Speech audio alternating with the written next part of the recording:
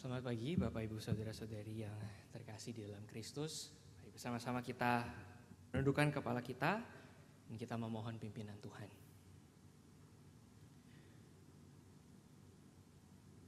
Bapak Surgawi, kami bersyukur Engkau menyertai kami di sepanjang tahun ini. Bahkan di 2 hari terakhir kami boleh merayakan Natal, merayakan kedatangan putramu yang tunggal di dunia ini.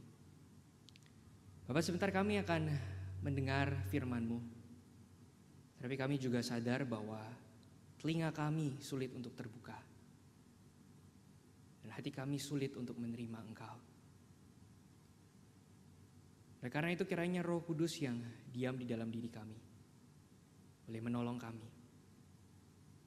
Kau juga tolong hamba-Mu yang penuh dengan keterbatasan. Roh Kudus boleh menyanggupkan dirinya. Berkati waktu kami ke depan, kami siap untuk mendengar. Dalam nama Tuhan Yesus Kristus kami berdoa. Amin. Selamat pagi sekali lagi Bapak Ibu Saudara-saudari yang terkasih di dalam Kristus. Pada pagi hari ini kita akan sama-sama membaca dari Injil Matius.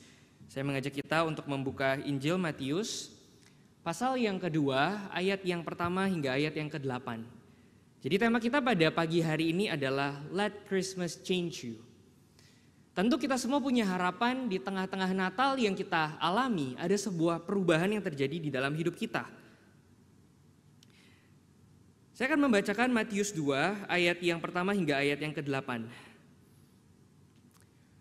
Sesudah Yesus dilahirkan di Bethlehem, di tanah Yudea pada zaman Raja Herodes, datanglah orang-orang Majus dari timur ke Yerusalem dan bertanya-tanya, "Di manakah dia, Raja orang Yahudi yang baru dilahirkan itu? Kami telah melihat bintangnya di timur dan kami datang untuk menyembah dia." Ketika Raja Herodes mendengar hal itu, terkejutlah ia beserta seluruh Yerusalem. Maka dikumpulkannya semua imam kepala dan ahli Taurat bangsa Yahudi, lalu dimintanya keterangan dari mereka, di mana Mesias akan dilahirkan. Mereka berkata kepadanya, "Di Bethlehem, di tanah Yudea, karena demikianlah ada tertulis dalam kitab Nabi, dan engkau Bethlehem, tanah Yehuda, engkau sekali-kali bukanlah yang terkecil di antara mereka yang memerintah Yehuda, karena daripadamulah akan bangkit seorang pemimpin yang akan menggembalakan umatku Israel." Lalu dengan diam-diam, Herodes memanggil orang-orang Majus itu dan dengan teliti bertanya kepada mereka bila mana bintang itu nampak. Ayat yang ke-8, kemudian ia menyuruh mereka ke Bethlehem, katanya, "Pergi dan selidikilah dengan seksama hal-hal mengenai anak itu, dan segera sesudah kamu menemukan dia, kabarkanlah kepadaku, supaya aku pun datang menyembah dia." Jadi ketika kita bicara tentang Natal yang mengubahkan, saudara kalau boleh jujur, ini adalah tema yang sebetulnya sulit. Kenapa? Karena setiap kita mungkin udah merayakan Natal, udah terlalu terbiasa dengan suasana Natal. Tapi kalau kita boleh jujur, kita melihat ke belakang, ke tahun-tahun yang lalu, apakah sungguh kita punya satu momen Natal yang menyentuh? Sekalipun kemarin kita juga habis ngerayain Natal dan malam Natal selama 2 hari berturut-turut. Dan suasana di gereja itu menjadi sesuatu yang refreshing untuk kita. Ya bayangin udah hampir 2 tahun kita gak Natalan dan kita punya kesempatan untuk kembali ke rumah Tuhan, melayani, mengambil bagian, mendengar firman, bahkan mungkin ketemu sama orang-orang yang udah lama kita gak ketemu. Tapi di tengah-tengah celebration yang kita lakukan, saudara, saya curiga bahwa sebetulnya selebrasi, perayaan Natal, ibadah, apapun itu bentuknya, jangan-jangan ini adalah semacam pelarian dari hidup kita yang memang entah kenapa tuh ada something yang missing. Oleh karena apa yang sebetulnya kita cari di momen Natal? Apakah sungguh kita punya spiritual moment with God?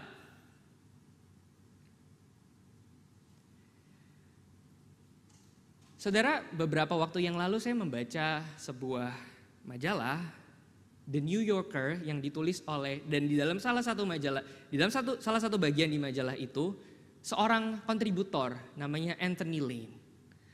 Dia bilang bahwa manusia modern itu nggak seharusnya nonton film-film fantasi. Jadi Disney, Marvel, Lord of the Rings, apapun itu you name it. Film-film ini nggak seharusnya ditonton oleh manusia modern. Karena memberikan efek kemunduran. Dalam hal apa? Dia bilang bahwa orang-orang modern itu seharusnya lebih realistis. Jadi yang namanya happily ever after itu nggak ada di dunia kita. Yang namanya cinta nggak pernah mengkhianati kita itu nggak ada di dunia kita. Yang namanya kejahatan completely bisa di-solve, bisa diselesaikan, itu nggak ada di dunia kita. Sehingga nonton film-film fantasi itu membuat kita punya ekspektasi yang nggak realistis terhadap hidup. Tapi kita tahu bahwa ketika kita menonton film-film tertentu, meskipun itu nggak benar-benar jadi kenyataan karena fiction, ada cerita-cerita atau kisah-kisah tertentu yang bakal menyentuh kita. Dongeng tentang happily ever after itu adalah sesuatu yang menyentuh hati kita. Dan di dalam bagian ini, seorang pendeta Timothy Keller berkata bahwa ini membuktikan bahwa manusia itu memang empty. Jadi manusia itu mencari thrill, mencari sesuatu yang bisa membangkitkan imajinasi dan gairah mereka untuk tetap hidup. Dan dari mana? Ya lewat cerita-cerita yang kita tonton. Walaupun ini sebetulnya katanya gak terlalu baik. But anyway, di sekitar kita banyak cerita-cerita yang kayaknya tuh merangsang kita, memberi kita semangat, memberi kita gairah. Sehingga di tengah-tengah celebration Natal yang kita alami, yang kita lalui setiap tahun, nah kita tahu celebration itu juga adalah satu bentuk fulfillment yang kita cari. Beberapa hari yang lalu kita berkali-kali membahas Yesaya 9. Dan di situ dikatakan bahwa umat Tuhan sedang berjalan di tengah-tengah kegelapan. Sehingga seorang anak itu dijanjikan. Nah, tapi kalau kita dalami apa maksudnya mereka berjalan di tengah-tengah kegelapan? Kemarin Mus Erwin sedikit menjelaskan, mereka dianggap berjalan di tengah-tengah kegelapan. Kenapa? Karena mereka bersandar kepada sesuatu yang lain. Jadi orang-orang ini sebetulnya percaya sama Tuhan, tetapi mereka meletakkan harapan mereka in something else, upon something else. Dan di tengah-tengah kondisi mereka waktu itu lagi berperang, mereka cari sekutu. Yang sebetulnya ya Tuhan gak senang dengan hal itu. Sekarang di dalam kehidupan kita sebagai, kalau pinjam istilahnya Anthony Lane, manusia modern. Apakah kita juga gak punya hal-hal semacam ini?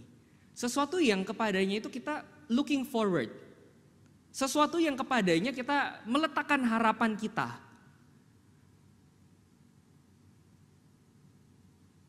Saudara, momen Natal 1 tahun sekali. Dan itu diadakan di akhir tahun, 25 Desember. Pertanyaannya adalah siapa yang gak menanti-nantikan Natal? Natal adalah sebuah momen yang bahkan secara universal itu dirayakan. You don't have to be a Christian to celebrate Christmas. Karena momen liburan, momen Thanksgiving, ketemu dengan orang-orang yang kita sayang, momen kita mungkin dapat THR, dapat bonus dari kerjaan, pergi ke tempat-tempat yang fun, ya di akhir tahun. Sepanjang tahun kita itu bekerja susah payah, kita butuh satu momen yang bisa menjawab, yang bisa give an answer. Sehingga saya yakin Natal itu adalah tentang apa sih sebetulnya? Natal itu adalah tentang kita kumpul sama orang-orang yang kita sayang. Dan kita menghargai. Apalagi pandemi Covid udah membaik, cenderung membaik. Sehingga di mana-mana kita lihat orang-orang itu bersuka cita. Natal ini tentang gifts. Kalau kita cukup beruntung dapat sesuatu yang baik, pasti orang-orang itu akan bilang, wah itu adalah kado Natal yang baik ya dari Tuhan untuk kamu. Tentang holiday, tentang perayaan yang kita rayakan di gereja. Tapi ketika saya berpikir, menggumulkan akan hal ini, penantian kita akan Natal, penantian kita bertemu dengan orang-orang yang kita sayang, penantian kita dapat sesuatu yang spesial. Festival agama yang kita pelihara dari tahun ke tahun. Kok saya merasa justru ini menggemakan emptiness yang sebetulnya kita alami. Saudara, kadang-kadang kalau kita punya teman yang suka party, walaupun kelihatannya dia happy, kita akan bilang, enggak, ini orang lonely sebetulnya. Makanya selalu melampiaskan diri ke hal-hal yang lain. Di tengah-tengah celebration yang paling kita nantikan di sepanjang tahun. Dan ada begitu banyak unsur dan elemen di dalamnya. Saudara, kita perlu bertanya, what is Christmas about? Dan kita hari ini merenungkan satu tema, let Christmas change you. Tetapi yang kita harap, yang kita expect untuk ubah hidup kita, yang kita expect untuk bring a difference di dalam hidup kita, apakah betul momen Natal atau something else? Saudara, kita akan melihat ke bagian yang kita baca tadi. Secara khusus di ayat yang ke-8, di situ dikatakan bahwa Herodes, dia menyuruh gembala ke Bethlehem, orang-orang Majus, dan dia bilang seperti ini, pergi dan selidikilah dengan seksama mengenai anak itu, dan segera sudah kamu menemukan dia, kabarkanlah kepadaku. Supaya apa? Supaya aku pun datang menyembah dia. Saudara, kita tahu siapa itu Herodes. Dan kita tahu yang dia omong barusan adalah sesuatu yang gak jujur. Tapi ketika saya membaca bagian ini beberapa kali, saudara, saya kaget. Apa yang dilakukan oleh Herodes? Dia bilang dia akan menyembah Yesus. Dia arrange everything dengan smooth. Seolah-olah dia betul-betul menyambut dan akan menerima kehadiran bayi Yesus. Tapi kita tahu ini sebetulnya adalah sebuah bentuk kepura-puraan. Dan saudara, saya takut untuk bertanya, tetapi saya pikir kita harus bertanya. Di balik celebration yang setiap tahun kita celebrate, apakah jangan-jangan itu adalah kepura-puraan? Ya, saudara, berapa banyak kalau kita mau jujur, family, gifts, holiday, semuanya itu sebetulnya mereplace berita Natal. Saudara, yang Herodes lakukan, dia set the stage untuk Yesus. Tetapi sebetulnya semuanya ini dilakukan untuk menutup-nutupi hati yang menolak. Saudara bisa bayangin? Dia melakukan semua ini untuk menolak, tapi nggak kelihatan. Sehingga saya jadi berpikir, dan saya rasa kita semua harus bergumul pada pagi hari ini. Ketika kita ngomong tentang Christmas, ketika setiap tahun kita mempersiapkan panggung untuk Yesus, apakah betul? On stage, kita lihat di sekeliling kita tahu banyak terang, banyak lilin, pohon Natal, all the decorations. Tetapi bagaimana dengan kondisi hati kita backstage? Dan saya ingat, Paulus pernah bilang di surat Korintus, iblis itu bisa menyamar sebagai malaikat terang. Dan kalau kita lihat apa yang Herodes lakuin, ini make sense. Saudara, iblis itu bekerja dengan cara yang halus yang kita gak bisa identify. Sehingga ya tahun demi tahun dia biarinin aja orang-orang Kristen ngumpul di gereja, celebrate Christmas, ketemu sama loved ones. Dan dia seneng. Karena Christmas ini adalah sesuatu yang megah, sesuatu yang rame. Tetapi we have to be careful. Apakah semuanya ini jangan-jangan mereplace kehadiran Yesus? Dan meskipun kita gak literally membunuh bayi Yesus kayak Herodes, enggak, kita orang Kristen. Tapi spirit ini jangan-jangan secara kita gak sadar ada di dalam diri kita. Sehingga kalau Paulus itu bilang iblis bisa menyamar sebagai malaikat terang, dan kita biasanya kenal istilah blessing in disguise. Sesuatu yang buruk tapi sebetulnya baik. Tapi di sisi lain ada sesuatu yang baik tapi mungkin sebetulnya buruk. Darkness in disguise. Orang-orang yang looking for something else, gak melihat kepada Tuhan, merayakan Natal. Karena ini memang sesuatu yang kita looking forward sepanjang tahun. dan kehangatan dari malam Natal, cahaya dari malam Natal. Saudara, saya pikir itu bisa dengan mudah sekali menutupi kegelisahan hati kita. Oh, sebetulnya hidup ini gak semudah itu bisa diubah sama satu momen Natal. Sehingga di balik pengulangan-pengulangan yang kita lakukan di sepanjang tahun, saudara, kita perlu bertanya, ada apa di balik dorongan dari kita setiap tahun merayakan Natal? Kalau boleh jujur, saya compare Natal sama acara yang lain yang kita rayakan once in a year. Misalnya Imlek. Saya juga excited kok Imlek. Dan bahkan kadang-kadang mungkin Imlek itu lebih exciting. Ketemu sepupu, main capsa malam-malam, sampai subuh gitu ya, gak kenal waktu. Ini something yang kita looking forward. Dan bahkan untuk yang belum menikah dapat angpau. Sehingga saya coba compare feeling saya. Pas Christmas sama pas Chinese New Year, apakah ada perbedaan? Saudara, mungkin gak terlalu ada perbedaan. Ya ini memang festival yang kita tunggu setahun sekali. Dan karena setahun sekali maka berasanya thrilling, excited.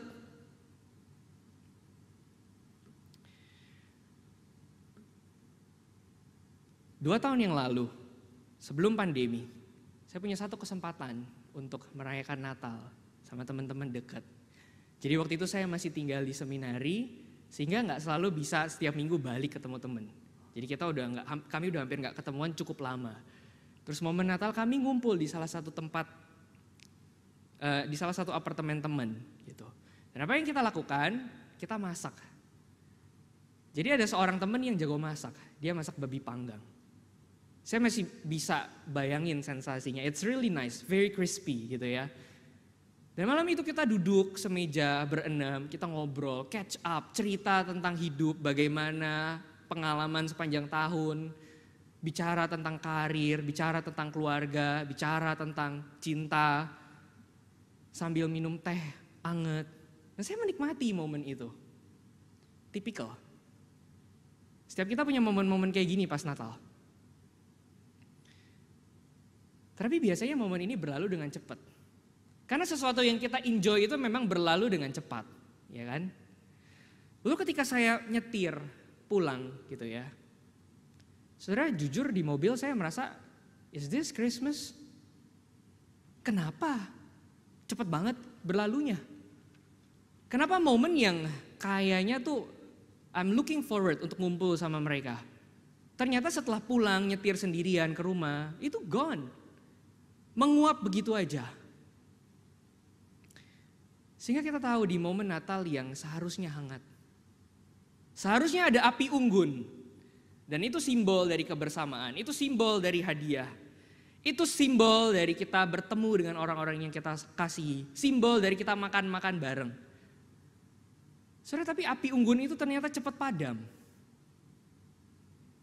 Atau enggak, api unggun itu enggak enough untuk memberi kehangatan di tengah-tengah malam, di mana kita waiting bersama-sama dengan orang-orang yang kita kasihi. Sehingga C.S. Lewis itu pernah bilang, sebenarnya ya kalau kita mau pikir-pikir, it's always winter, but never Christmas. Saudara, maksudnya apa? Maksudnya it's always winter. Winter itu artinya ya musim dingin, gelap, lonely. Kita nunggu satu momen Christmas di mana semua rasa lonely kita itu bakal terbayar one day. Bakal ada jawaban. Bakal gather sama orang-orang yang kita sayang. Dan orang-orang rela berjalan di tengah-tengah winter, ya kan? Hidup yang kayaknya unstable, hidup yang kayaknya sulit diprediksi, hidup yang kadang-kadang kita cenderung gloomy and depressed. Kita rela walk in the winter karena kita menunggu momen Christmas. Tapi C.S. Lewis bilang, no, it's always winter, but never Christmas. Karena apa? Karena momen-momen yang kita pakai untuk kita pikir bisa dapetin fulfillment, ternyata enggak. Not always, bahkan seringkali enggak. Saudara, berapa banyak dari kita yang Christmas dinner sama keluarga? Tapi kita tahu Christmas dinner ini enggak menjamin aku deket sama pasanganku. Hanya karena aku Christmas dinner sekali, nggak tiba-tiba aku bisa jadi emotionally close. Berapa banyak dari kita yang merayakan Natal dengan kita tukar kado, tapi sebetulnya kita kasih ke someone yang ya kita nggak ngerti sebetulnya kebutuhan dia apa, dan begitu juga sebaliknya. Berapa banyak dari kita yang hangout sama teman-teman kita, tapi sebetulnya mereka nggak bisa jadi spiritual friend, dan kita juga nggak betul-betul jadi spiritual friend buat dia. Jadi momen yang spesial sekalipun, yang kita tunggu-tunggu di sepanjang tahun, yang di dalamnya kita coba menemukan arti dan memberikan arti. Apakah betul itu memberikan fulfillment yang kita cari? Atau jangan-jangan di sisi lain itu malah semakin mereveal bahwa kita adalah orang-orang yang empty. Saudara, kita bergumul dengan hidup yang seperti ini. Kita bergumul dengan penantian yang pas udah nyampe ternyata ya udah begitu aja. Sehingga puluhan tahun kita merayakan Christmas, saudara coba kita pikir, ada gak satu momen di mana Tuhan itu spiritually berbicara kepada aku punya momen khusus sama Tuhan? Saudara, hampir gak ada mungkin. Yang ada aku ke gereja, sibuk pelayanan, dan ironically sebetulnya orang-orang Kristen kalau boleh jujur Natal itu very tiring buat mereka. Apalagi kita yang pelayanan berkali-kali. Saudara, jadi kita harus memikirkan ulang tradisi yang kita rayakan setiap tahun. Christmas, celebration yang kita looking forward setiap tahun. Apa sebetulnya Christmas itu? Jadi apa yang harus kita lakukan? Kita harus memikirkan kembali habit dari merayakan Natal dari tahun ke tahun. Sebenarnya saya nggak bilang momen ngumpul sama keluarga itu adalah sesuatu yang kita ekstrim akhirnya kita buang. Saya nggak bilang akhirnya tahun depan semua nggak ada yang mau pelayanan Natal karena yaudah saudara ini bilang nggak usah pelayanan, kita semua capek, kita duduk diem aja. No. Saya nggak bilang kita nggak boleh looking forward. Tapi kita harus diem sejenak. Dan kita harus menyadari, di balik fenomena kita beragama, di balik fenomena celebration, kulitnya ya semuanya cerah gitu ya. Christmas itu selalu positif, selalu about lights. Tapi di balik semuanya itu, sadar gak sih? Mungkin kita punya longing yang gak terpenuhi selama ini. Dan bertahun-tahun itu ngulang terus, kenapa? Karena di Christmas ya it's always winter again. Kita look for the wrong things. From the wrong things.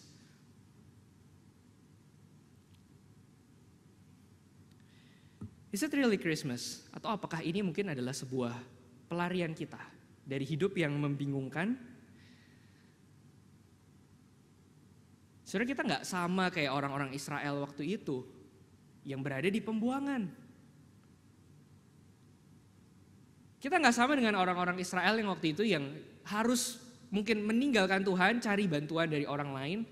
Konteksnya mungkin sedikit berbeda. Tapi saya pikir spiritnya tuh mirip. Saudara, kita memang gak berada di pembuangan, tapi berapa banyak dari kita yang mengalami krisis. Spiritually and emotionally. Krisis di tengah keluarga, krisis di tengah pekerjaan. Dan Natal seringkali jadi pengharapan palsu untuk kita. Tapi kita gak perlu heran. Kenapa? Karena kalau kita sama-sama baca di Yohanes, Injil Yohanes,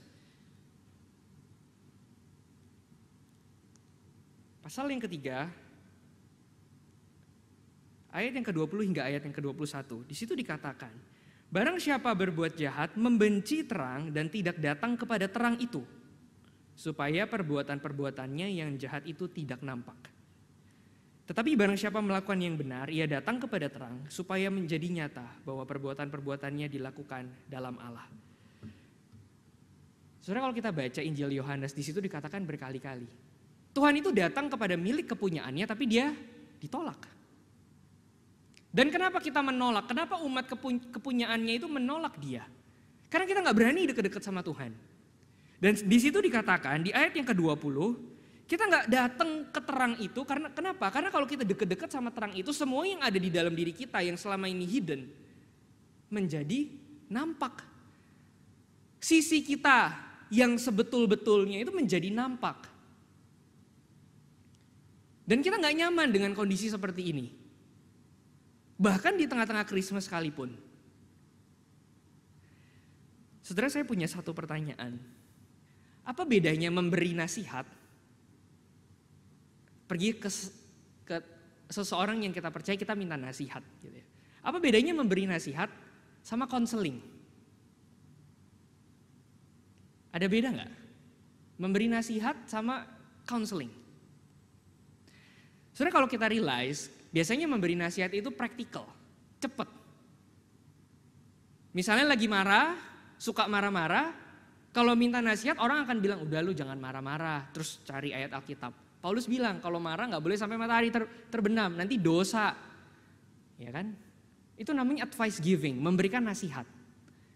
Tapi saudara, kalau saudara betul-betul counseling, let's say ketemu sama Lause Surya, terus cerita, Lause Surya aku marah, gue gak seneng sama ini sama itu dan sebagainya. Tuangin semua pergumulan yang kita alami. Apa yang akan dilakukan oleh seorang counselor? Apakah cuma ngomong, udah gak boleh marah, gak boleh marah? Enggak. Seorang counselor itu akan menggali diri kita, ditelusurin kenapa bisa jadi pemarah.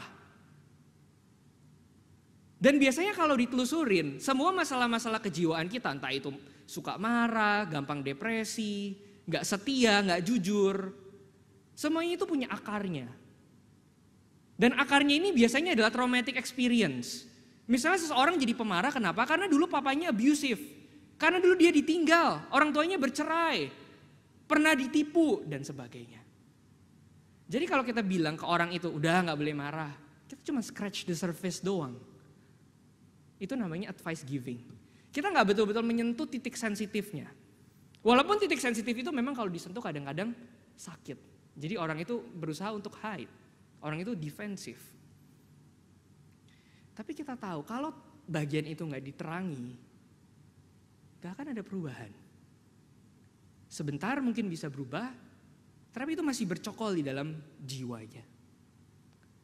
Saudara, sehingga ketika kita merayakan, memperingati kelahiran Tuhan Yesus yang membawa terang pada kehidupan kita, saya pikir kok seringkali kita menutup-nutupi the darkness in our soul dengan semua Christmas lights yang ada, dengan semua positivity yang kita tunjukin. Dan di dalam Yesaya 9 ayat yang kelima dikatakan bahwa Tuhan Yesus adalah penasihat ajaib. Dia adalah wonderful counselor. Sehingga kalau dipikir, mungkinkah Tuhan Yesus tinggal diam? Dan kita tahu Tuhan Yesus berkemah di dalam diri kita. Saudara, apakah dia puas dengan yang namanya celebration? Dan apakah Yesus itu expect celebration every Christmas? Saudara, dia datang bukan untuk itu. Meskipun boleh kita celebrate Christmas, tapi jangan lupa Tuhan Yesus datang bukan untuk itu. Saudara, dia datang untuk masuk ke dalam kehidupan manusia berdosa, yang seringkali merayakan emang tradition-tradition yang kosong, yang sebetulnya bisa jadi berhala, dan dia datang untuk mendobrak semua itu. Are we aware of this? Apakah kita sadar? Melampaui segala festival agama yang kita rayakan setiap tahun, apakah kita meminta Tuhan untuk betul-betul datang, menerangi sisi-sisi hidup, dan di dalam hal ini aspek keagamaan kita yang jarang kita pikirin lebih dalam. Saudara, Tuhan Yesus adalah wonderful counselor. Gak mungkin kalau ada something wrong di dalam diri kita, dia tinggal diam. Tuhan Yesus adalah wonderful counselor. Gak mungkin kalau kita celebrate Christmas secara wrong, dia tinggal diam.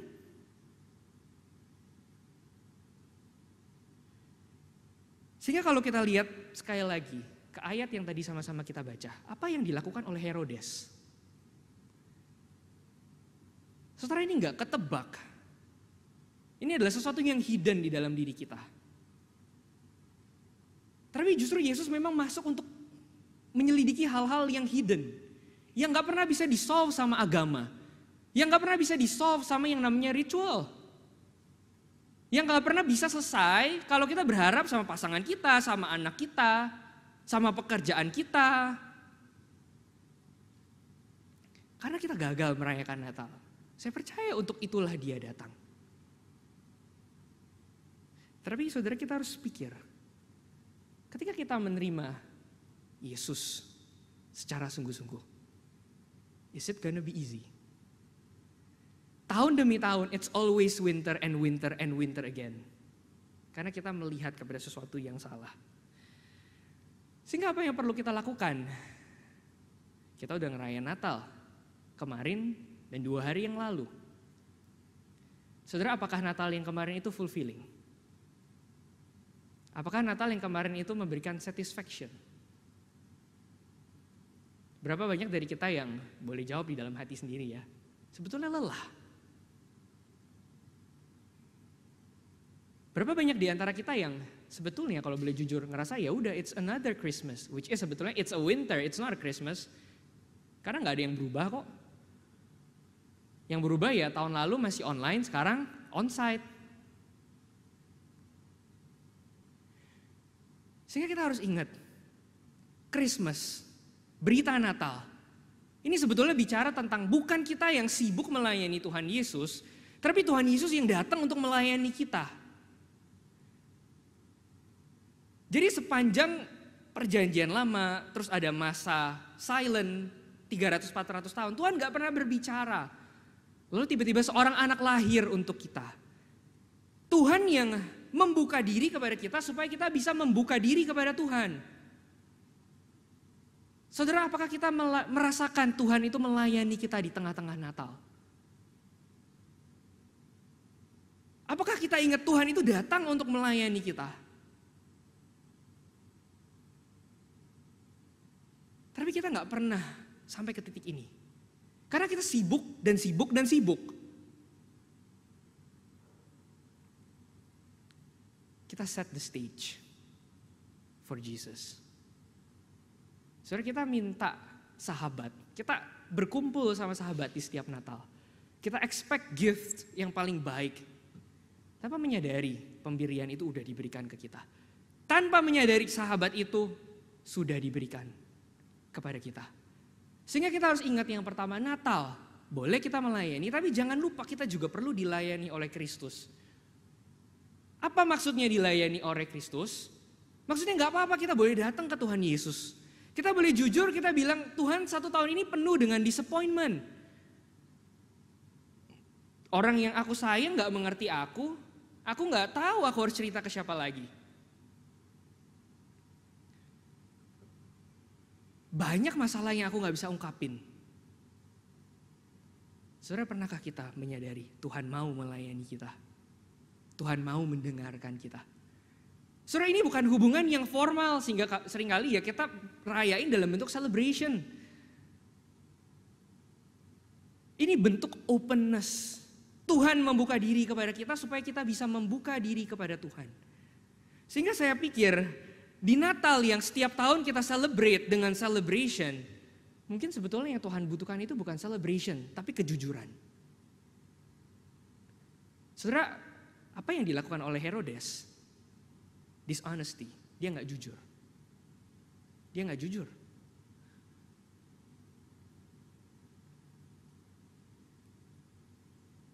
Sekarang maukah kita datang dengan jujur di hadapan Tuhan? Cuman orang yang berani jujur, orang yang jadi apa adanya, membuka diri sebagaimana adanya. Cuman orang-orang seperti ini yang bisa menerima Tuhan. Saudara, kita gak bisa tutup-tutupin Natal selalu dengan terang yang gemerlap. Life is not always like that. Ketika kita menutup-nutupi kegelapan yang kita alami, despair yang kita alami, it's always winter.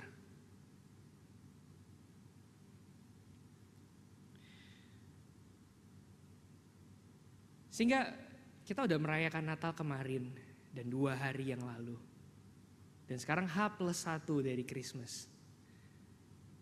Sudahkah kita memiliki sebuah momen di mana kita bisa merasakan Yesus itu dekat dengan kita? Apakah ada momen kita berhenti, stop thinking about family, holiday, dan semuanya itu? Dan betul-betul kita datang ke satu-satunya comforter yang memang kita perlukan. Karena yang kenal kita sampai dalam-dalamnya cuman Dia.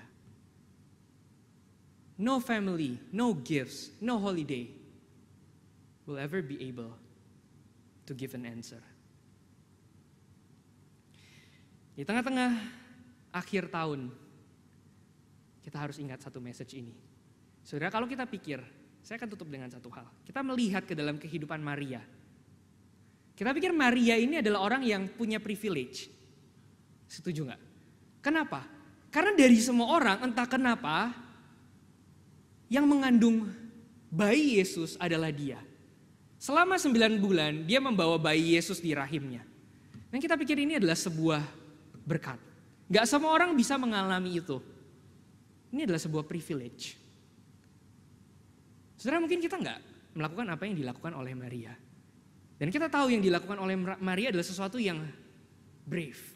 Gak semua orang bisa membuka diri sampai seperti itu, dipakai Tuhan. Tapi meskipun kita gak membawa bayi Yesus di dalam diri kita tahu Yesus yang sudah menjadi Raja ada di dalam diri kita. Artinya kita itu sama responsibelnya kayak Maria. Kita itu sama blessednya kayak Maria. Dipercayakan kehadiran anak Allah di dalam diri kita. Jadi ketika kita melihat ke sekeliling kita, Natal dan begitu banyak perayaan-perayaan yang lain, jangan sampai semuanya itu mendistract arti Natal yang sesungguhnya. Kristus lahir dan sudah ada di dalam diri kita. Dan kita boleh open, jujur datang ke hadapannya. Menyambut dia di tengah-tengah kesulitan, di tengah-tengah hidup yang dingin, di tengah-tengah sukacita, apapun momennya. Mari bersama-sama kita tundukkan kepala dan kita berdoa.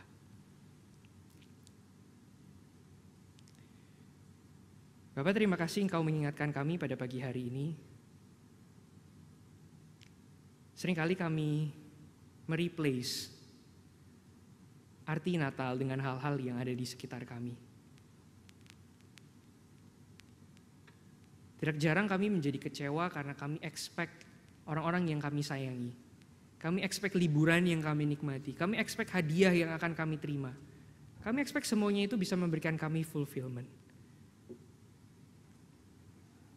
Dan bahkan kami membuat panggung di gereja begitu megah. Seolah-olah ingin menyembah Engkau. Padahal seringkali hati kami menolak Yesus. Tolong kami supaya kami boleh melihat ke dalam sisi-sisi gelap kami. Dan kami berani membuka diri kami supaya Yesus menerangi sisi-sisi tersebut. Dan kami rindu pesan Natal boleh terus kami bawa dan memberikan kami harapan yang sejati. Terima kasih Bapa, kami akan melanjutkan ibadah kami. Kau berkati kami semua. Dalam nama Tuhan Yesus Kristus kami berdoa. Amin.